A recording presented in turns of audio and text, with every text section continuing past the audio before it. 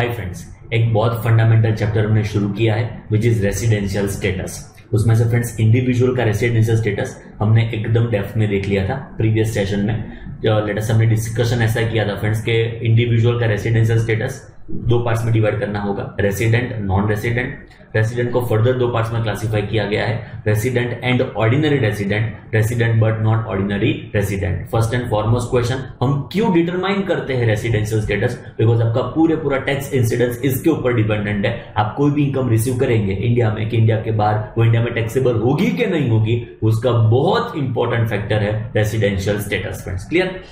तो उसके लिए two set of conditions we do have. First is basic conditions, दो है, and then is additional conditions, वो भी हमारे पास दो अवेलेबल है। चलो दो में से कोई भी एक बेसिक कंडीशन मैंने फुलफिल कर दी तो मेरा स्टेटस क्या बन जाएगा? रेसिडेंट। दोनों की दोनों में सेटिस्फाई नहीं करता हूं तो मेरा स्टेटस क्या बनेगा? Non resident. एक बार मेरा स्टेटस रेसिडेंट बन गया, उसके बाद मुझे क्या चेक करना है फ्रेंड्स? Additional condition. दोनों की दोनों में फुलफिल कर दूंगा तो मेरा स्टेटस क्या हो जाएगा? R and O R. And कोई भी एक मैंने सेटिस्फाई की, दोनों मैंने सेटिस्फाई नहीं की, एडिशनल कंडीशन, मेरा स्टेटस क्या बन जाएगा? RBNOR। क्लियर? उसके कुछ एक्सेप्शन है जो हमने डिस्कस किए थे फ्रेंड्स। देखो एक्सेप्शंस का मतलब हमको फर्स्ट बेसिक कंडीशन ही चेक करनी होगी दो सिचुएशंस में, दो केसेस में, दो सर्कमस्टेंसेस में। सेकंड बेसिक कंडीशन क्या हो जाएगी? Inoperative, it will be non functional. Clear? तो उसमें से फर्स्ट क्या था? Indian citizen. लेटर से आप एम्प्लॉयमेंट पर्पस के लिए आउटसाइड इंडिया जा रहे हो एंड लेटर से आप एज अ इंडियन शिप के क्रू मेंबर्स हो तो आपके लिए फर्स्ट बेसिक कंडीशन वेरीफाई करने की रिक्वायरमेंट है। एंड जब सेकंड पॉइंट था, इट वाज इंडियन ओरिजिन और इंडियन सिटीजन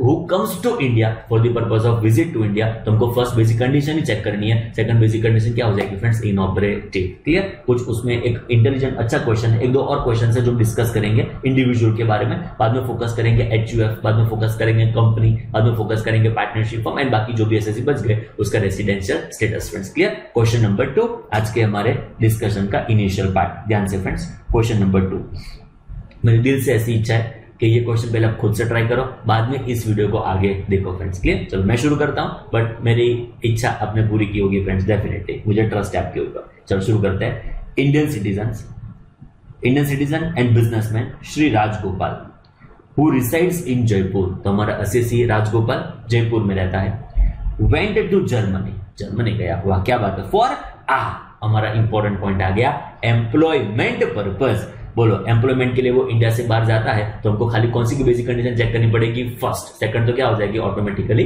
इनऑपरेटिव। चलो कब गया? ऑन 15 अगस्त 2019 वो इंडिया छोड़ के जर्मनी जा रहे हैं for employment purpose and came back, वापस भी आ गया ऑन 10 नवंबर 2020। सॉरी फ्रेंड्स, हमारा ये तो 31 मार्च 20 को खत्म हो जाएगा, तो नवंबर 20 में तो उसको खास फर्क पड़ता नहीं है friends. Clear? He has never been out of India in the past, पहली बार जर्मनी से वो बाहर गया है, ऐसी इंफॉर्मेशन हमारे पास अवेलेबल है। करना क्या है? Determine residential status of Shri Rajagopal for assessment 2021, मतलब प्रीवियस ईयर 1920 के लिए हमको क्या डिटरमाइन करना है फ्रेंड्स? उसका रेसिडेंशियल स्टेटस। चलो डिटरमाइन करते हैं उसका रेसिडेंशियल स्टेटस। चलो कब गया इंडिया के बाहर? इट इज 15 अगस्त 2019। हमारा फ्रेंड्स आंसर नंबर 2, ये हमारा समरी था डिस्कशन का प्रीवियस सेशन का। Now friends our answer number 2। चलो हमारा मिस्टर राजगोपाल जो भी है फ्रेंड्स वो इंडिया कब छोड़ रहा है? ही लीव्स इंडिया ऑन 15 अगस्त में इंडिया छोड़ा उसने, 15 अगस्त 2019, 15 अगस्त 2019। ओके, उसको तो खाली एक ही बेसिक कंडीशन सेटिस्फाई करनी है, वो कौन सी है? फर्स्ट। चलो चेक करते हैं इंडिया में कितने नंबर ऑफ डेज के लिए था फ्रेंड्स। चलो अभी जब नंबर ऑफ डेज की बात आती है हमको ऑलवेज चेक करना है कि कितने नंबर ऑफ डेज के लिए वो इंडिया में है। चलो चेक करो, नंबर ऑफ डेज की जब बात आएगी, अप्रैल महीने की बात आएगी, इट वुड बी अप्रैल, मई, जून, जुलाई, बरोबर जा रहा है, अगस्त। बोलो क्लियर? डन? चलो चेक करो, 30 plus 31 plus 30 plus 31 plus 15, it comes to what? 137। तो फ्रेंड्स वो 137 डेज के लिए इंडिया में है। उसके लिए तो बेसिक कंडीशंस की जब बात आती है खाली फर्स्ट ही उसके लिए तो हमको चेक करना है, जो क्या हो जाता है? डिससेटिस्फाइड। ठीक है? अनफॉर्चुनेटली वो कंडीशन सेटिस्फाई नहीं कर पाए, उसके लिए तो अच्छी बात होगी, बट हमारे लिए एज ए इंडिया अच्छी बात नहीं है फ्रेंड्स। तो उसका स्टेटस क्या बन जाएगा? उसका स्टेटस बनने वाला है friends non resident. Clear, because first basic condition is not satisfied. चलो नेक्स्ट आगे चेक करो फ्रेंड्स। उस क्वेश्चन में आगे भी कुछ इंफॉर्मेशन हमारे पास अवेलेबल है। Will your answer be different if he had gone on a leisure trip? पता चला क्वेश्चन में क्या फर्क पड़ा, पहले वो एम्प्लॉयमेंट पर्पस के लिए बाहर गया था, अब वो लेजर ट्रिप के लिए बाहर जाता है, तो आंसर में कोई फर्क पड़ेगा? डेफिनेटली फर्क तो पड़ेगा। चलो तो आंसर का ये बी पार्ट, ये आंसर का ए पार्ट था, अभी आंसर का बी पार्ट, जो लेजर ट्रिप के लिए गया हो तो हमको चेक करना है बेसिक कंडीशन। इसके पहले कभी इंडिया के बाहर वो गया नहीं है फ्रेंड्स। फर्स्ट बेसिक कंडीशन तो उसने डिससेटिस्फाई कर दी है, पर second basic condition 60 plus 365 days वाली जो रिक्वायरमेंट थी उसमें 60 डेज वाली भी सेटिस्फाई हो जाएगी, 365 इन 4 प्रीसीडिंग प्रीवियस वाली कंडीशन भी सेटिस्फाई हो जाएगी। क्यों? अरे पहली बार तो इंडिया के बाहर गया ऑन 15 अगस्त 2019, तो प्रीवियस ईयर में तो वो यहां पे ही था, तो अगले 4 साल का टोटल ऑब्वियसली 365 हो जाने वाला है, मतलब एक बेसिक कंडीशन उसे सेटिस्फाई कर दी, विच इज नंबर 2। तो हमको चेक करना पड़ेगा आगे की एडिशनल कंडीशंस। चलो आगे की additional condition number 1, let us से स्टेटस आपका ट्वाइस हो जाना चाहिए resident out of 10 preceding previous year, तो ऑब्वियसली कंडीशन उसने सेटिस्फाई कर दी है। तो इस सिनेरियो में, इस सिचुएशन में उसका ये first condition additional condition satisfy हो गई, बिकॉज पहली बार तो 15 अगस्त 19 को इंडिया के बाहर गया है, तो ऑब्वियसली फ्रेंड्स उसने आउट ऑफ 10 ईयर्स के लिए उसका स्टेटस क्या रहने वाला है? Resident. And second additional condition भी आपको शर्म आएगी, बिकॉज ऑब्वियसली उसका स्टे 730 डेज और मोर तो हो ही जाने वाला है। डन, तो उसका स्टेटस अभी क्या हो जाएगा? उसका स्टेटस होने वाला है it is resident and ordinary resident, because basic condition उसने सेकंड सेटिस्फाई किया, दोनों की दोनों एडिशनल कंडीशन उसने सेटिस्फाई कर दिया, उसका स्टेटस क्या बनेगा? Resident and ordinary resident. बोलो क्लियर? एकदम सिंपल क्वेश्चन था। चलो आगे बढ़ते हैं, और क्वेश्चन हमारे पास अवेलेबल है, उसको सॉल्व करने का ट्राई करते हैं। नेक्स्ट क्वेश्चन जो हम डिस्कस करेंगे it would B question number 8 and question number 9। Done, एकदम ध्यान से chartered accountants. You was born in 1976 in India। तो उसका बॉर्न हुआ है 1976 में, मैं भी नहीं आया था, आप भी नहीं आए होंगे, 1976 की बात है। His parents were also born in India in 1949। India आजाद हुआ 1947 में, ओके। तो उसके बाद उसके पेरेंट्स इंडिया में बर्थ लिया था, उसके पेरेंट्स ने बर्थ लिया था। His grandparents were however born in England। England में बॉर्न किया था उन्होंने ग्रैंड पेरेंट्स ने, वाह। You was residing in India till 15th March 2017। 15 मार्च 17 तक तो यहां पे ही था। Then after he migrated to England and then took citizenship of that country on 15th March 2019। तो 15 मार्च 19 को मतलब 1819 में वो इंग्लैंड की सिटीजनशिप ले लेता है, वाह। He visits India during 1920। आए वापस इंडिया आए, देखो इंडिया आना पड़ा for 90 days। तो 1920 में 19 नंबर ऑफ डेज के लिए वो इंडिया में आता है। Determine the residential status of you for assessment year 2021। थोड़ा अच्छा क्वेश्चन है, थोड़ा बरोबर समझना पड़ेगा फ्रेंड्स। देखो अभी उसका क्या स्टेटस है वो पहले चेक करने का ट्राई करते हैं। हमारा ये आंसर हो गया, इट वॉज नंबर 7 और 8, इट वॉज नंबर 8। चलो 8 नंबर फ्रेंड्स, देखो हमारा जो असेसी है ना, उसने बर्थ कहां पे लिया? इंडिया में 1976। उसके पेरेंट्स का बर्थ भी कहां पे था? इंडिया में। I think it was 1949। India आजाद हुआ उसके बाद 1949। एंड उसके जो ग्रैंड पेरेंट्स थे उन्होंने इंग्लैंड में बर्थ लिया था, ऑब्वियसली उसके पहले ही होगा 19 कब इंग्लैंड में कब बर्थ लिया था उसकी इंफॉर्मेशन हमारे पास अवेलेबल नहीं, वो इंग्लैंड हमको जाना पड़ेगा पूछने के लिए। मैं नेक्स्ट टाइम जाऊंगा तब उसकी इंफॉर्मेशन लेके आऊंगा, ठीक है। यू 15 मार्च 17 तक तो इंडिया में ही था। यू का स्टेटस चेक करो तो 15 मार्च 17 तक का जो भी पीरियड था वो इंडिया में ही था, ओके। उसके बर्थ से लेके 15 मार्च 17 तक तो वो इंडिया में ही था, ओके। चलो आगे चेक करो। Then after he migrated to England and then took citizenship of that country on 15th March 2019। India उसने छोड़ दिया 15 मार्च 17 को एंड 15 मार्च 19 तक वो यूके में था एंड इस दिन उसने वहां की सिटीजनशिप ले ली, तो वो भी यूके का सिटीजन बन चुका है हमारा यू। चलो आगे इंफॉर्मेशन चेक करो। Now he visits India during 1920। अभी 1920 उसको इंडिया की याद आई, 90 डेज के लिए उसको इंडिया की याद आई। तो 1920 के लिए, प्रीवियस ईयर 1920 के लिए वो 19 नंबर ऑफ डेज के लिए इंडिया आता है। It is 90 number of days के लिए वो इंडिया विजिट करता है। Determine residential status of you for assessment 2021। Previous year कौन सा होने वाला है? 1920। तो 1920 के लिए हम क्या ढूंढने की जा रहे हैं? उसका रेसिडेंशियल स्टेटस। चलो अभी देखो फ्रेंड्स, पहले हमको ये चेक करना होगा ये एक्सेप्शन वाली जो हमारी सिचुएशन है, जो हमारा केस है, वहां पे ये फॉलो होगा कि नहीं होगा। बिकॉज देखो हम जब नक्की करेंगे सेटिस्फेक्शन ऑफ बेसिक कंडीशंस, तो उसको फर्स्ट बेसिक कंडीशन एप्लीकेबल होगी कि दोनों के दोनों बेसिक कंडीशन एप्लीकेबल होगी, वो सबसे इंपॉर्टेंटली हमको डिटरमाइन करना पड़ेगा। तो पहले हम नक्की करेंगे कि उसको दोनों के दोनों बेसिक कंडीशन एप्लीकेबल होगी कि कोई भी एक बेसिक कंडीशन जो फर्स्ट बेसिक कंडीशन है वो एप्लीकेबल होगी। सिंपल वर्ड में उसको एक्सेप्शन एप्लीकेबल होगा कि नहीं होगा वो हमको नक्की करना है, वो हमको डिटरमाइन करना है। चलो फ्रेंड्स, अभी हमारा एक्सेप्शन क्या कहता था आप इंफॉर्मेशन में चेक करो, हमारे पास अवेलेबल है। वापस आपका कंटेंट तो याद ही होगा, तो भी मैं आपको बता देता हूं। इंडियन सिटीजन और Indian origin who is abroad, now they are abroad, who comes to visit India during the previous year. मतलब आप दो में से कोई भी एक हो सकते हो, इंडियन सिटीजन भी हो सकते हो, इंडियन ओरिजिन भी हो सकते हो, जो अभी अब्रॉड है, जो इंडिया विजिट करने के लिए आते हैं इस प्रीवियस ईयर में। तो उसको फर्स्ट बेसिक कंडीशन चेक करने की सेकंड बेसिक कंडीशन क्या हो जाएगी उनके लिए? इनऑपरेटिव। इतना समझ रहे हो ना फ्रेंड्स आप? चलो, हु इज इंडियन सिटीजन? जिसके पास हमारा इंडिया का सिटीजनशिप है, सिटीजनशिप एक्ट है हमारे वहां पे, तो अकॉर्डिंगली आपके पास जो सिटीजनशिप होगा तो आप क्या बन जाएंगे? Indian citizen.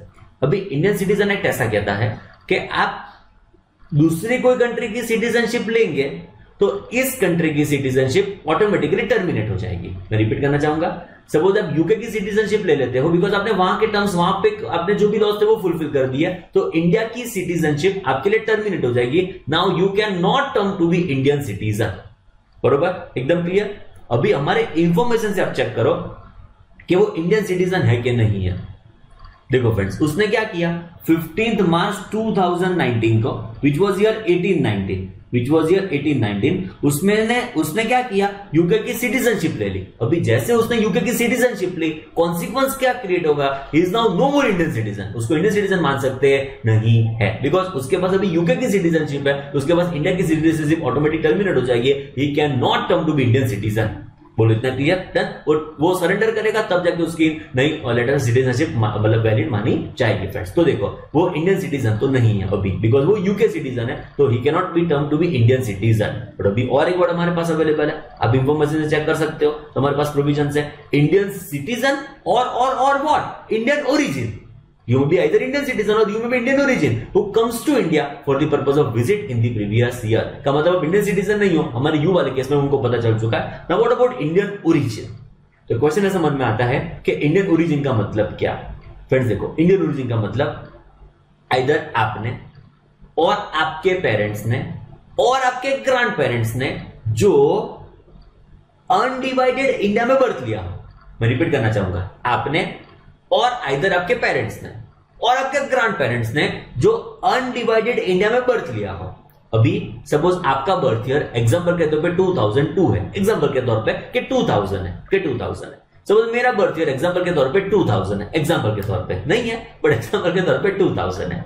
तो फ्रेंड्स हमने जो बर्थ लिया it is into divided India, because India Pakistan अलग हो चुका है, बांग्लादेश अलग हो चुका है, तो हमने ये जो बर्थ लिया है it is into divided India. What is undivided India? 1947 के पहले, हम जब आजाद नहीं हुए थे उसके पहले पाकिस्तान हम में था। पाकिस्तान था ही नहीं तो हम में कैसे था? तो वो जो रीजन था पाकिस्तान का आज जो है वो हम में था, बांग्लादेश हमारे रीजन में था। तो it is undivided India. You are getting my point? मतलब जनरली सेंस में देखा जाए तो 1947 के पहले इंडिया का जो मैप था it was undivided India. And 1947 में ये जो ब्रिटिशर हमारे ऊपर जो बोगस बात करके गए, it is friends in relation to division of India, तो उसको बोलेंगे डिवाइडेड इंडिया। 1947 के पहले, आजादी के पहले इट वाज अनडिवाइडेड इंडिया। तो फ्रेंड्स अनडिवाइडेड इंडिया में आइदर आपने कि आपके पेरेंट्स ने क्या आपके ग्रैंड पेरेंट्स ने जो बर्थ लिया हो उसको बोलेंगे क्या? Indian origin. अभी आप यहां पे चेक करो, असीस जी ने बर्थ कब लिया? It is 1976. His birth is into divided India. Parents 2 साल लेट पड़े. पता चला जो मैं कहना चाहता हूं 1949 की जगह 1947 में आ जाते ना, लेट पड़ जाता, उसका इंडियन ओरिजिन का हो जाता. चलो कोई बात नहीं. उसके ग्रैंड पेरेंट्स, अरे बाप रे, वो तो इंग्लैंड में थे. तो friends England was not part of undivided India. आप समझे? तो फ्रेंड्स देखो, ना वो असेसी, ना उसके पेरेंट्स, ना वो ग्रैंड पेरेंट्स जिसने बर्थ लिया it is into undivided India. So वो इंडियन ओरिजिन नहीं माना जा सकता. He is not person of Indian origin. तो हमारी जो 2 रिक्वायरमेंट थी, either he can be Indian citizen और he can be what, Indian origin. तो ना ये इंडियन सिटीजन है हमारा यू, बिकॉज उसने यूके की सिटीजनशिप ले ली है, ना ये इंडियन ओरिजिन का है, बिकॉज ना ये और उसके पेरेंट्स और उसके ग्रैंड पेरेंट्स ने अनडिवाइडेड इंडिया में बर्थ लिया हुआ है. I think you are getting my point. Okay, तो फ्रेंड्स मैं ऐसा कंक्लूड करना चाहूंगा कि ना वो इंडियन सिटीजन है, ना वो इंडियन ओरिजिन है, तो उसका सेकंड बेसिक कंडीशन इनऑपरेटिव होना पॉसिबल नहीं है. मतलब उसको दोनों के दोनों बेसिक कंडीशन एप्लीकेबल होगी. मतलब 2 में से कोई भी एक बेसिक कंडीशन वो सेटिस्फाई कर देगा तो उसका स्टेटस क्या बन जाएगा? रेसिडेंट. ये कंडीशन वो सेटिस्फाई कर देता और ये सिचुएशन में वो फॉल हो जाता तो क्या होता? उसके लिए सेकंड बेसिक कंडीशन इनऑपरेटिव हो जाती, लेट अस से नॉन फंक्शनल हो जाती. बट ये ना इंडियन सिटीजन है, ना ये इंडियन ओरिजिन है. तो इस सिनेरियो में, इस सिचुएशन में फ्रेंड्स उनको दोनों की दोनों बेसिक कंडीशन चेक करनी पड़ेगी एंड दोनों के दोनों बेसिक कंडीशन वेरिफिकेशन के बाद हम डिसीजन ले पाएंगे कि उसका स्टेटस क्या है, रेसिडेंट के non resident. I think you are getting my point. पक्का फ्रेंड्स? डन. तो पहले हमने ऐसा डिसीजन लिया कि दोनों की दोनों बेसिक कंडीशन एप्लीकेबल है कि नहीं है. तो क्या हाँ, ये एक्सेप्शनल सिचुएशन जो हमारे पास 2 है उसमें फॉल नहीं होता है. सो देयरफॉर हमको दोनों के दोनों बेसिक कंडीशन चेक करनी पड़ेगी. चलो फर्स्ट बेसिक कंडीशन हमारी क्या कहती है कि स्टे ऑफ 182 डेज और मोर during the relevant previous year. तो ऑब्वियसली कंडीशन सेटिस्फाई नहीं करता है तो उसका स्टे खाली कितने नंबर ऑफ डेज के लिए है? 9090 डेज. सेकंड कंडीशन हमको चेक करनी है प्रीवियस ईयर. 1920 में उसका स्टे कितना होना चाहिए? 60 नंबर ऑफ डेज का स्टे होना चाहिए, प्लस 4 प्रीसीडिंग प्रीवियस ईयर में उसका स्टे कितना होना चाहिए? At least 365 days. ज्यादा होगा तो ऑब्वियसली वेलकम ही है, but at least 4 preceding previous year में उसका स्टे 365 डेज और मोर होना चाहिए. तब जाकर उसने सेकंड बेसिक कंडीशन फुलफिल कर दी, ऐसा हम मान सकते हैं. चलो इंफॉर्मेशन से चेक करो फ्रेंड्स. देखो वो फर्स्ट टाइम इंडिया उसने कब छोड़ा? इट इज 15 मार्च 2017, जब उसने पहली बार इंडिया छोड़ा. सिंपल वर्ड्स में आपको बताऊं तो फ्रेंड्स देखो, थोड़ा कैलकुलेशन कर ले तो प्रीवियस ईयर हमारा कौन सा है? 1920. बरोबर समझना, बहुत इंपॉर्टेंट बातें हो रही है. उसके पहले के 4 साल, meaning thereby previous year 1819. उसके पहले का साल प्रीवियस ईयर 1718. उसका पहला का साल प्रीवियस ईयर 1617. उसके पहले का साल प्रीवियस ईयर 1516. डन. चलो अभी मुझे बताओ, ये उसने इंडिया कब छोड़ा? 15 मार्च 2017. मतलब 15 मार्च 17 को उसने इंडिया छोड़ा. तो ये ईयर कौन सा हो गया? इट इज फ्रेंड्स 1617 में उसने इंडिया छोड़ा. तो फ्रेंड्स देखो, ये 1718 के लिए इंडिया में एक भी दिन के लिए नहीं है, 1819 के लिए इंडिया में एक भी दिन के लिए नहीं है. बट आप 1516 को चेक करेंगे ना, 1516 को चेक करेंगे तो 1516 के 365 आउट ऑफ 365 डेज के लिए वो इंडिया में है. आप समझ लो जो मैं कहना चाहता हूं. 1516 के लिए पूरे साल के लिए इंडिया में, बिकॉज बर्थ से लेके पहली बार वो लेट अस से यूके कब गया? इट इज ऑन 15 मार्च 2017. तो 1617 की बात करो ना फ्रेंड्स, तो 1617 में भी आप देखो 15 मार्च तक तो इंडिया में है. तो 365 में से खाली कितने नंबर ऑफ डेज हमको लेस करने होंगे? देखो 15 मार्च तक तो इंडिया में है, होते हैं कितने number of days? 31. Getting my point? 31 number of days होते हैं एंड 15 तक तो वो इंडिया में है. मतलब 15 डेज इंक्लूसिव कंसीडर करना पड़ेगा. तो -15 कर दो तो खाली 16 नंबर ऑफ डेज वो इंडिया में नहीं है. उस साल के लिए 16 नंबर ऑफ डेज के लिए वो इंडिया में नहीं है, ऐसा माना जाएगा फ्रेंड्स. क्लियर? आई थिंक 15 है ना, तो 31 माइनस 15, तो 16 नंबर ऑफ डेज के लिए इंडिया में नहीं है. तो इंडिया में उसका स्टे कितना हो गया? इफेक्टिवली आप चेक करो तो वो नंबर ऑफ डेज वाइज गिनना हो तो भी गिन सकते हो. देखो अप्रैल 30, मई, जून, जुलाई, अगस्त, सितंबर, अक्टूबर, नवंबर, दिसंबर, जनवरी, फरवरी, मार्च. मतलब वो 16-17 में 349 डेज के लिए इंडिया में है. पता चला। तो फ्रेंड्स देखो ये 60 डेज वाली कंडीशन सेटिस्फाई हो चुकी है बिकॉज वो 1920 में 90 नंबर ऑफ डेज के लिए इंडिया में है एंड ये 4 प्रीसीडिंग प्रीवियस ईयर में 365 डेज की रिक्वायरमेंट भी सेटिस्फाई हो चुकी है। सिंपल वर्ड्स में उसने सेकंड बेसिक कंडीशन फुलफिल कर दी है। तो हमको आगे लाइफ में बढ़ना पड़ेगा, हमको क्या चेक करना पड़ेगा, उसकी एडिशनल कंडीशंस। आई थिंक आप समझ रहे हो जो मैं कन्वे करना चाह रहा हूं। पहले हमने क्या चेक किया कि बेसिक कंडीशंस 2 एप्लीकेबल होगी कि 1 एप्लीकेबल होगी। तो हमने कंक्लूजन ऐसा लिया कि ना वो इंडियन सिटीजन है ना वो इंडियन ओरिजिन है, मतलब दोनों की दोनों बेसिक कंडीशन उसको एप्लीकेबल होने वाली है। उसमें जब फर्स्ट बेसिक कंडीशन वो सेटिस्फाई नहीं कर सका बिकॉज 90 नंबर ऑफ डेज का उसका स्टे था, बट सेकंड डेफिनेटली उसने सेटिस्फाई कर दी। आप कैलकुलेशन देख सकते हो। अभी हमको चेक करना पड़ेगा उसकी एडिशनल कंडीशंस। आई थिंक ये बहुत सिंपल हो जाएगा फ्रेंड्स एडिशनल कंडीशन आपके लिए बिकॉज फर्स्ट कंडीशन आप चेक करो, स्टे लेटर से रेसिडेंट आपका स्टेटस होना चाहिए at least twice out of 10 preceding previous years. अभी आप देखो यहाँ पे उसका 182 डेज कंडीशन सेटिस्फाई हो जाती है, आगे के भी ऑब्वियसली सेटिस्फाई होने ही वाली है। तो फ्रेंड्स देखो ये उसकी एडिशनल कंडीशन जो 2 टाइम्स रेसिडेंट की थी out of 10 preceding previous years वो सेटिस्फाई हो चुकी है। नंबर 2 आप चेक करो, इट इज फ्रेंड्स 730 डेज और मोर। अब ये 2 साल छोड़ दो तो बाकी के 8 साल जो भी होंगे ये खाली यहाँ पे नंबर ऑफ डेज थोड़े कम है, बाकी तो 365 फुल ईयर के लिए वो यहाँ पे मतलब सेकंड कंडीशन भी उसने सेटिस्फाई कर ली है। तो फाइनली आप चेक करो सेकंड बेसिक कंडीशन सेटिस्फाई हुई है, मतलब स्टेटस रेसिडेंट हो चुका है, दोनों की दोनों एडिशनल कंडीशन सेटिस्फाई कर दी है। सो स्टेटस क्या बनने वाला है, रेसिडेंट एंड ऑर्डिनरी रेसिडेंट। बोलो क्लियर, चकाचक। आई थिंक होपफुली सब कुछ पता चला होगा फ्रेंड्स। अभी देखो फ्रेंड्स एक जोरदार बात आपको बताऊं। फ्रेंड्स देखो उसकी यूके की सिटीजनशिप बरोबर है, उसने ले लिया, बट फ्रेंड्स हमारे वहां पे ऐसा भी प्रोविजन है कि आप ड्यूअल सिटीजनशिप भी रख सकते हो। जनरली ऐसा होगा कि आप कोई भी नई कंट्री की सिटीजनशिप लेंगे तो आपका इंडियन सिटीजनशिप आपको सरेंडर कर देना पड़ेगा, बट हमारे वहां पे ऐसे प्रोविजंस भी है कि आप ड्यूअल सिटीजनशिप आप चाहो तो रख सकते हो।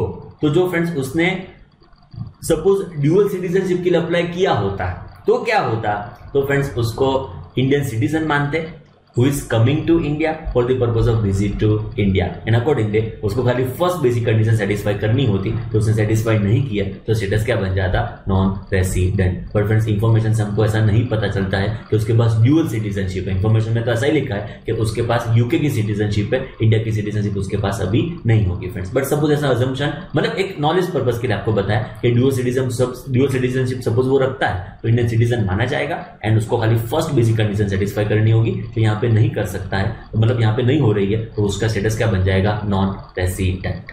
आई थिंक सब कुछ समझ में आ रहा है फ्रेंड्स, क्लियर, चकाचक। चलो आगे बढ़ते हैं फ्रेंड्स। एक और सिमिलर रिलेटेड थोड़ा क्वेश्चन है जो हम सॉल्व करने का ट्राई करेंगे। इंडियन ओरिजिन के ऊपर थोड़ा ये पॉइंट है विच इज क्वेश्चन नंबर 9। एकदम ध्यान से friends. R was born in Dhaka.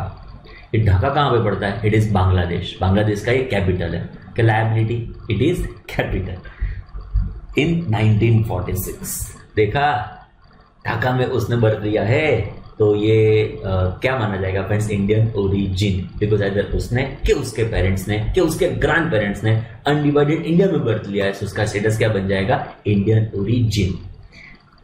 He has been staying in Canada since 1975। तो ठंडी उसको बहुत पसंद है, 1975 से वो ठंडी में ही रह रहा है फ्रेंड्स।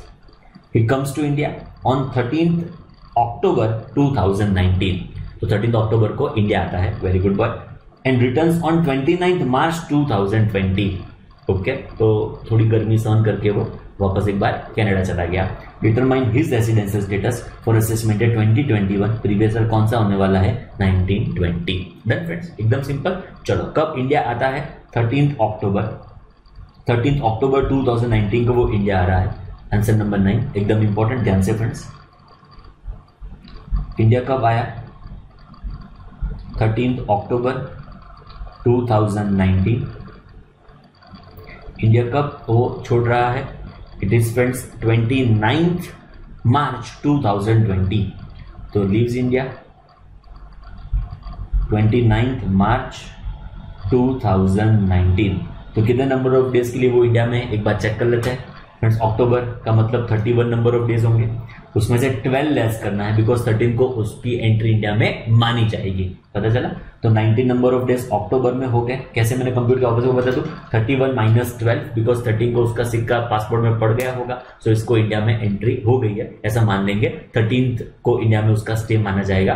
तो 19 नंबर ऑफ डेज अक्टूबर में हो गए, plus November plus December plus okay March, I think it would B 20, 29 मार्च 20, हाँ 29 मार्च 20 को इंडिया छोड़ रहा है, 19 को तो कैसे छोड़ेगा, रिवर्स में तो जा नहीं सकते फ्रेंड्स जनरली।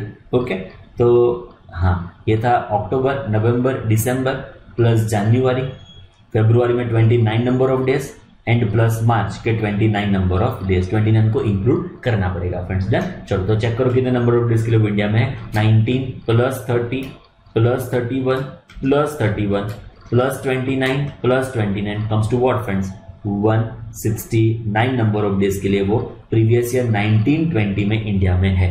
ओके तो प्रीवियस ईयर 1920 के लिए उसका स्टे कितने नंबर ऑफ डेज का है, 169। अभी चेक करना पड़ेगा कि बेसिक कंडीशन दोनों के दोनों एप्लीकेबल है कि एक एप्लीकेबल है। अभी देखो R was born where in Dhaka, Dhaka is where Bangladesh का कैपिटल, मतलब बांग्लादेश में है एंड इट इज 1946, मतलब इंडिया आजाद हुआ उसके पहले का ये बर्थ है, मतलब ही इज उसका जो भी बर्थ हुआ है वो अनडिवाइडेड इंडिया में हुआ है, is of Indian origin. In this scenario उसको जब इंडिया वो आ रहा है विजिट पर्पस के लिए, उसको खाली फर्स्ट बेसिक कंडीशन सेटिस्फाई करनी होगी, सेकंड उसके लिए इनऑपरेटिव है, मतलब एप्लीकेबल ही खाली कौन सी बेसिक कंडीशन होगी, फर्स्ट बेसिक कंडीशन। चलो मुझे बता दो फर्स्ट बेसिक कंडीशन सेटिस्फाइड का not satisfied, absolutely not satisfied because आप चेक कर सकते हो इसका स्टे 182 डेज और मोर नहीं है एंड देयरफॉर उसका जो भी स्टेटस होगा फ्रेंड्स हमारे वहां पे क्या होने वाला है, it would B non resident.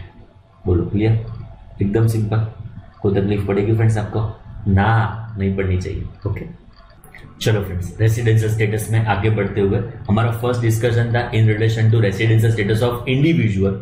Next हमारा फोकस है इन रिलेशन टू HUF। चार डिटरमाइन करने हैं रेसिडेंशियल स्टेटस जो मैंने पहले आपको बताया। First is individual, then HUF, then company, then rest of the assessees. HUF friends देखो पहले भी मैंने बताया था, वापस वो बता देता हूं। इंडिविजुअल HUF के केस में ही आपके इफेक्टिवली तीन स्टेटस पॉसिबल होंगे, R&OR, RBNOR, NR। चलो फ्रेंड्स HUF के केस में फ्रेंड्स हमको चेक करने का उसका कंट्रोल एंड मैनेजमेंट कहां से हो रहा है, मतलब पूरा HUF का जो वर्किंग है, पूरा HUF का जो कंट्रोल मैनेजमेंट है वो कहां से हो रहा है। तो फ्रेंड्स इंपॉर्टेंट फैक्टर और डिटर्मिनेटिव फैक्टर कौन सा है, कंट्रोल एंड मैनेजमेंट। फ्रेंड्स देखो HUF का कंट्रोल मैनेजमेंट जो होली और पार्टली इंडिया से हो रहा होगा तो उसका स्टेटस बन जाएगा resident. Control management Holi India में है तो भी रेसिडेंट, पार्टली इंडिया में है तो भी रेसिडेंट। जो फ्रेंड्स उसका control management wholly outside India होगा तब जाके स्टेटस क्या बनेगा, नॉन रेसिडेंट। सर एक चीज लिखनी रह गई, चार्ट्स के तीन पहलू होंगे, Holi partly in India, Holi outside India, partly outside India. ना, पार्टली आउटसाइड इंडिया मतलब पार्टली इंडिया। चार्टर्ड अकाउंटेंट पता चला Holi India resident, Holi outside India non resident, partly India resident, तो पार्टली आउटसाइड इंडिया।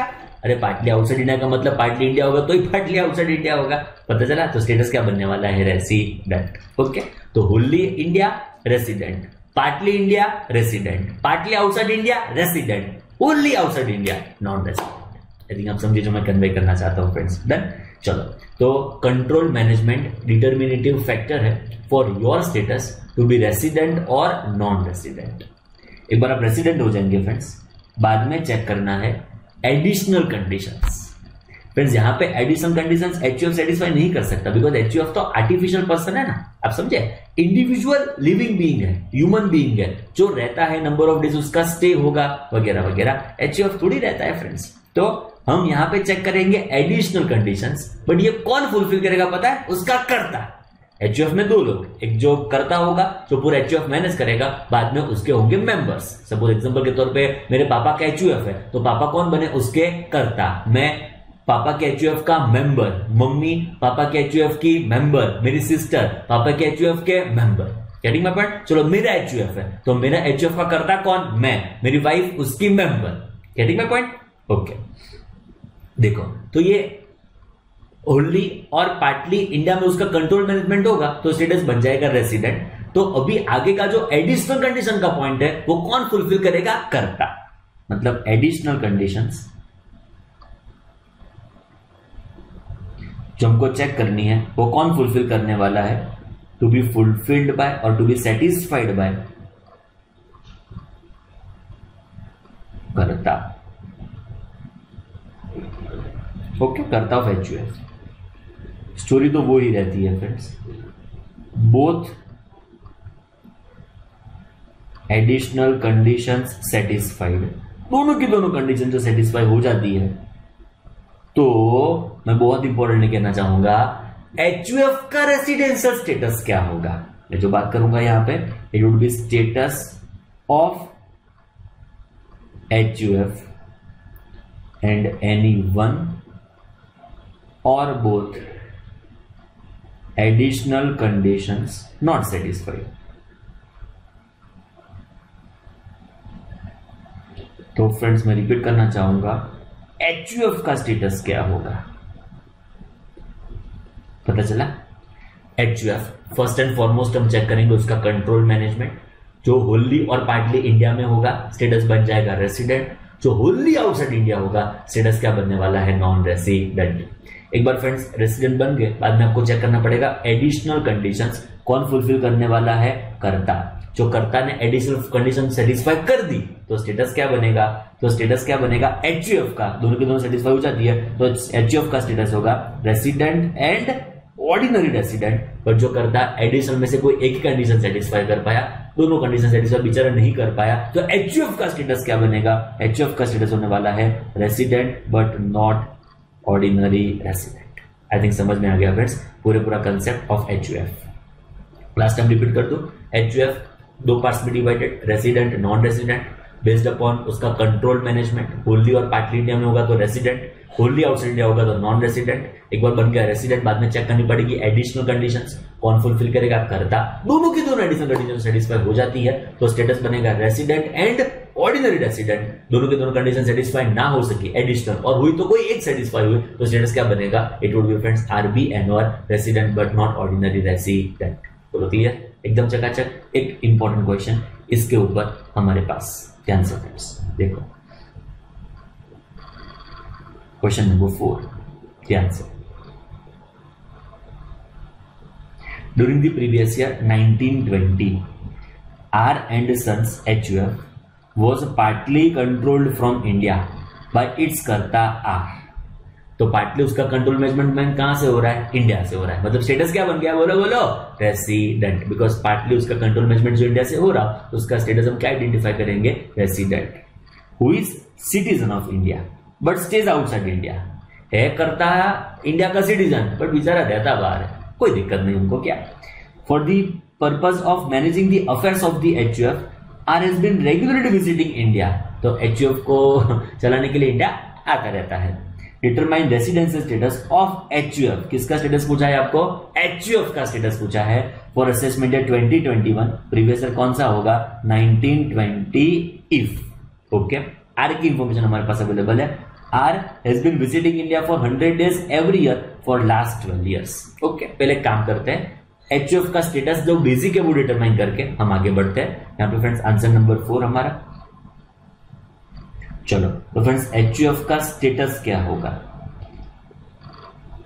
पहले एचयूएफ का कंट्रोल मैनेजमेंट हम चेक कर लेते हैं। एचयूएफ का control and management partly India से है, पार्टली इंडिया से है। तो फ्रेंड्स आप चेक करो तो बेसिक उसका स्टेटस क्या बन गया? रेसिडेंट। अभी वो रेसिडेंट ऑर्डिनरी है कि नॉट ऑर्डिनरी है वो डिपेंड करेगा कर्ता की एडिशनल कंडीशंस के सेटिस्फेक्शन के ऊपर। जो कर्ता दोनों के दोनों एडिशनल कंडीशन सेटिस्फाई कर देगा तो एचयूएफ का स्टेटस क्या बन जाएगा? R and OR. जो बेचारा सेटिस्फाई नहीं कर सकते दोनों के दोनों कंडीशन तो एचयूएफ का स्टेटस क्या बन जाएगा? आरबीएनओआर। क्लियर? चलो तो वो रेसिडेंट तो हो चुका है। अभी हमको चेक करना है नंबर ए में एडिशनल कंडीशन कर्ता फुलफिल करता है कि नहीं करता है।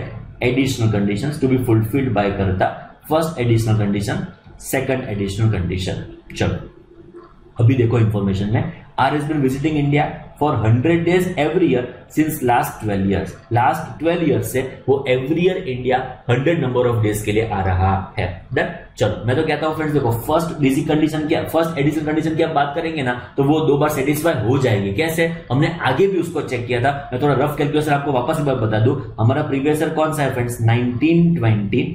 उसके आगे के 12 years के लिए वो 100 नंबर ऑफ डेज के लिए इंडिया में आता रहा है। ओके, तो हमको रेसिडेंट कैसे बनना है? By way of satisfying any of the basic conditions. तो फ्रेंड्स देखो, आप सेकंड बेसिक कंडीशन चेक करने के लिए जाओगे तो रिक्वायरमेंट है 60 + 365 डेज की। तो फ्रेंड्स 100 में से 60 डेज कंडीशन तो सेटिस्फाई हो ही जाती है, एंड अगले 4 साल के लिए भी वो क्या होने वाला है? 400 नंबर ऑफ डेज। ऐसा आगे देख लिया फ्रेंड्स हमने। पता चला जो मैं कहना चाहता हूं? 100 नंबर ऑफ डेज के लिए 12 साल के लिए 100 नंबर ऑफ डेज के लिए वो इंडिया में आया हुआ है। मतलब 60 डेज वाली कंडीशन उसने सेटिस्फाई कर दी, जो सेकंड बेसिक कंडीशन है फॉर बिकमिंग रेसिडेंट, एंड 365 भी सेटिस्फाई हो जाएगी बिकॉज 100 ईयर एग्जांपल के तौर पे आपने प्रीवियस ईयर लेट अस से 17-18 के कंसीडर किया, तो उसके अगले 4 साल के लिए वो तो 400 नंबर ऑफ डेज के लिए इंडिया में होगा। Getting my point exactly. तो फ्रेंड्स 365 डेज तो हो ही जाने वाले हैं, तो हमारी एडिशनल कंडीशन नंबर 1 तो सेटिस्फाई हो ही चुकी है बिकॉज वो 2 बार रेसिडेंट बन चुका है out of 10 preceding previous years. But जब एडिशनल कंडीशन नंबर 2 की बात आएगी फ्रेंड्स, देखो तकलीफ कहां होगी? वो 100 नंबर ऑफ डेज के लिए इंडिया में है, मतलब 7 साल के लिए 100 नंबर ऑफ डेज आप कंसीडर कर लो तो 700 नंबर ऑफ डेज होंगे। रिक्वायरमेंट 730 नंबर ऑफ डेज के लिए है, मतलब ये कंडीशन उसने डिससेटिस्फाई कर दी। करता दोनों के दोनों एडिशनल कंडीशन सेटिस्फाई नहीं कर पाया, सो स्टेटस एचयूएफ का क्या होगा? देखो वो रेसिडेंट तो बन चुका था, स्टेटस बस रेसिडेंट तो बन चुका था, बट हमारा कर्ता सेकंड एडिशनल कंडीशन सेटिस्फाई करने में थोड़ा बेचारा तकलीफ हो गई उसको, तो स्टेटस एचयूएफ का क्या होगा? It is resident but not ordinary resident. I think you are getting my point exactly. Done. चलो नंबर बी, और भी कुछ क्वेश्चन है हमारे पास, आओ जरा चेक करते हैं एग्जैक्टली वो क्वेश्चन क्या कहना चाहता है। R has been visiting India for 110 days every year for last 12 years। 110 number of days के लिए वो इंडिया आ रहा है लास्ट 12 years से। चलो बेसिक कंडीशन तो सेटिस्फाई हो चुकी है कंट्रोल मैनेजमेंट वाली, जो पार्टली इंडिया में तो स्टेटस बन चुका है रेसिडेंट। अभी फ्रेंड्स वापस एक बार हमको एडिशनल कंडीशंस चेक करनी होगी। एडिशनल कंडीशन फर्स्ट देखो सेटिस्फाई हो चुकी है बिकॉज 60 + 365 डेज वाला क्राइटेरिया एकदम इजीली सेटिस्फाई हो चुका है, जो बेसिक कंडीशन नंबर 2 है। अभी सेकंड एडिशनल कंडीशन चेक करो तो 7 years के लिए 110 डेज के लिए वो इंडिया में है, मतलब 7 × 110 करोगे it would B how many number of days? 770 number of days. मतलब आपकी जो 730 वाली रिक्वायरमेंट है वो सेटिस्फाई हो चुकी है। तो इन दिस सिनेरियो ये सेकंड कंडीशन जो एडिशनल है वो भी सेटिस्फाई हो गई, मतलब कर्ता ने दोनों की दोनों एडिशनल कंडीशन सेटिस्फाई कर दी। जो एचयूएफ का स्टेटस होगा वो क्या होने वाला है? It is resident and what friends? Ordinary resident. Next is friends question number C. Check करो। R has been visiting in India for last 12 years। India आ रहा है 12 years के लिए। During immediately preceding 4 previous years he has been in India for 50 days every year and prior to that 200 days every year। मतलब हमारा previous year आप check करो तो 1920 प्रीसीडिंग 4 साल के लिए जो करता है वो 50 नंबर ऑफ डेज के लिए है। उसके पहले 200 नंबर ऑफ डेज के लिए वो इंडिया में था। क्लियर? ऐसी इंफॉर्मेशन हमारे पास अवेलेबल है सी पॉइंट में। चलो अभी चेक करते हैं friends additional condition number 1 and additional condition number 2। चलो फ्रेंड इंफॉर्मेशन एक बार चेक कर ले। हमारा जो प्रीसीडिंग प्रीवियस ईयर्स है तो 1 2 3 4 50 नंबर ऑफ डेज के लिए हमारा कर्ता इंडिया में है, and 5 6 7 8 9 10 and so on 200 number of days के लिए वो इंडिया में है। चलो अभी देखो फ्रेंड्स बहुत सिंपल, हमको चेक करना है 10 साल में से कोई भी 2 साल उसका स्टेटस क्या होना चाहिए? रेसिडेंट। तो फ्रेंड्स अब ये साल ले लो, ये साल ले लो, ये साल ले लो, ये साल ले लो, ये साल ले लो, ये साल ले लो, स्टेटस क्या होने वाला है? रेसिडेंट। कैसे? उसको फर्स्ट बेसिक कंडीशन सेटिस्फाई करनी है, जो हो जाती है 182 डेज वाली। सेकंड देखो तो भी सेटिस्फाई हो जाती है, 60 प्लस 365, यहाँ पे 60 हो गए प्लस ये 4 साल, सॉरी ये 4 साल 365 भी हो गए, and so on. Simple words में चेक करो तो फर्स्ट बेसिक कंडीशन सेटिस्फाई हो जाती है, सो स्टेटस बन जाता है रेसिडेंट। बहुत बार स्टेटस बन जाता है रेसिडेंट, एटलीस्ट 2 बार तो हो ही गया है, तो स्टेटस रेसिडेंट 2 बार एटलीस्ट 10 साल में से हो गया, तो उसका फर्स्ट बेसिक कंडीशन हमने सेटिस्फाई कर ली, फर्स्ट एडिशनल कंडीशन सॉरी हमने सेटिस्फाई कर ली। एंड आप देखो 730 डेज और मोर, ऑब्वियसली फ्रेंड्स देखो ये 200 200 200 200, मतलब ये 4 बार उठा लो तो भी 800 नंबर ऑफ डेज हो जाएंगे। तो in this scenario let us से उसका जो भी एडिशनल कंडीशन नंबर 2 है वो भी सेटिस्फाई हो जाती है, मतलब यहाँ पे कर्ता ने दोनों की दोनों एडिशनल कंडीशन सेटिस्फाई कर ली। सो स्टेटस जो HUF का होगा वो क्या होने वाला है? वापस एक बार, resident and what friends? Ordinary resident. बोलो क्लियर? HUF एकदम सिंपल, लास्ट टाइम मैं शुरू कर देता हूं। HUF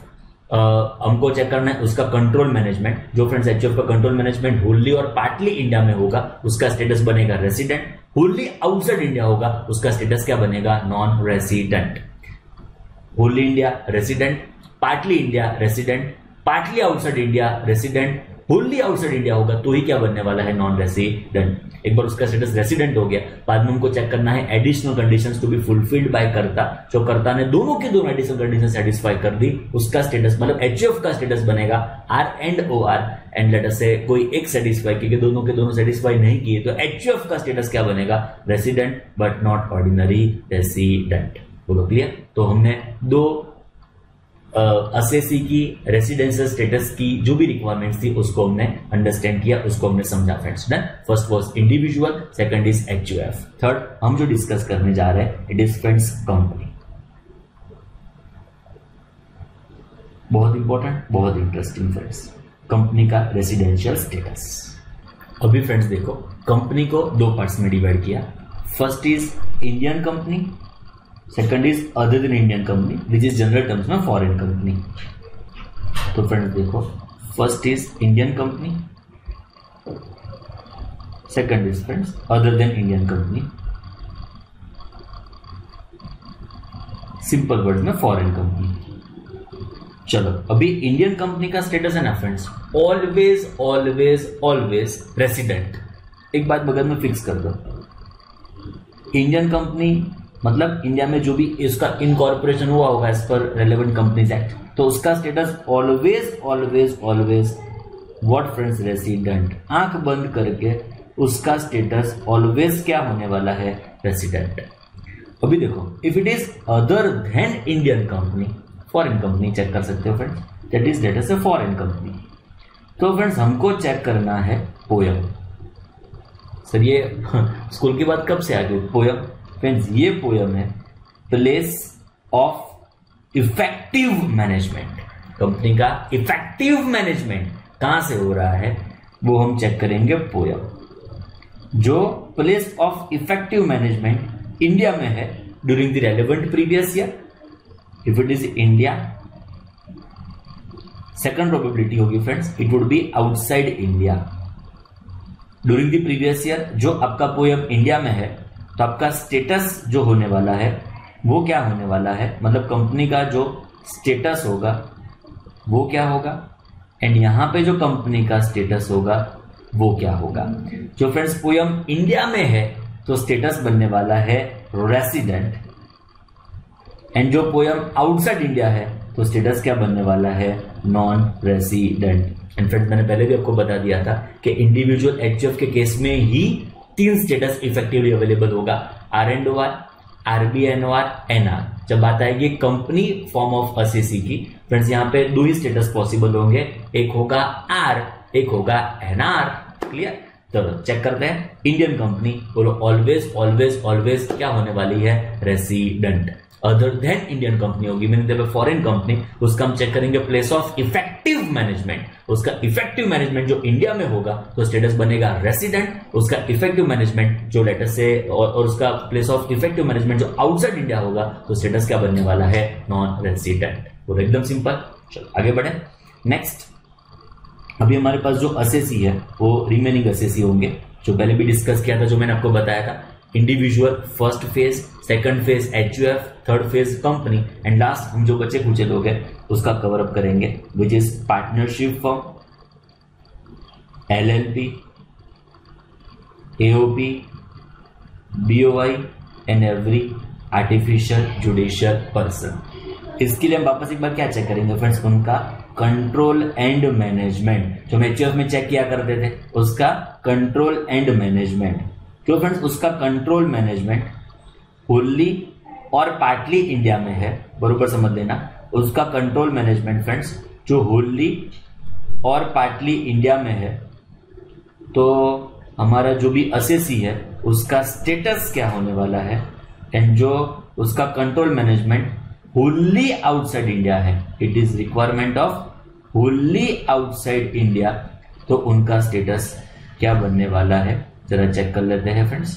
देखो अभी क्या हुआ, partnership firm, LLP, AOP, BOI, artificial judicial person, control management Holi India, control management partly India, status क्या बनेगा, स्टेटस बनने वाला है फ्रेंड्स रेसिडेंट, एंड जो होली आउटसाइड इंडिया होगा तो स्टेटस क्या बनने वाला है फ्रेंड्स, नॉन रेसिडेंट। ओके, एकदम सिंपल स्टेटस हमारा रेसिडेंट और व्हाट, नॉन रेसिडेंट। मैं तो कहता हूं एचयूएफ जैसा ही हो गया ये फर्स्ट फेज, उसमें इनडेप्थ नहीं हमारे पास प्रोविजंस, क्या आर एंड आर होगा, क्या आरबीआर होगा, सिंपल आर और एंड आर, डन। बोलो चकाचक, एकदम सिंपल प्रोविजंस, मगज में सेट, चारों चार चार्ट। चलो, partnership firm, LLP, AOP, BOI, artificial judicial person, control management Holi और पार्टली इंडिया में। चलो, होली इंडिया में रेसिडेंट, पार्टली इंडिया में रेसिडेंट, पार्टली आउटसाइड इंडिया, बोलो बोलो रेसिडेंट। पार्टली आउटसाइड इंडिया का मतलब पार्टली तो इंडिया में हुआ ना, स्टेटस बनेगा रेसिडेंट। जो होली आउटसाइड इंडिया है तब जाके ही फ्रेंड स्टेटस क्या बनने वाला है, नॉन रेसिडेंट। बोलो क्लियर,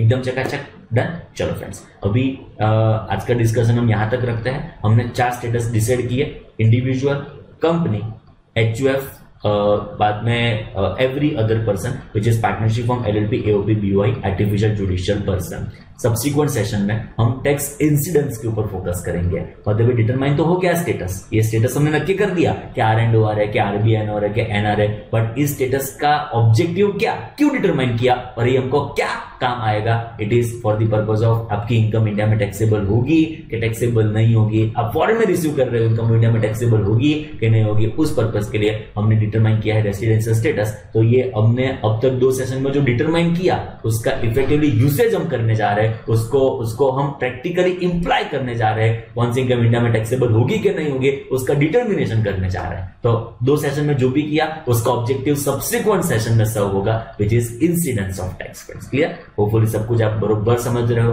आप इस चीजों को बरोबर मगज में सेट कर रहे हो, बिकॉज लाइफ में जबरदस्त काम आने वाला है ये चैप्टर, बिकॉज फंडामेंटल है, which is residential status. Clear, thank you so much friends, all the very very best, thank you. If you like this video, share it with your friends. Subscribe to our YouTube channel to watch more such videos and learn from our expert faculty members. Press the bell icon to get regular notifications whenever we upload a new video. Download NDI mobile app to get complete CA course online. We value your support. Thank you for watching.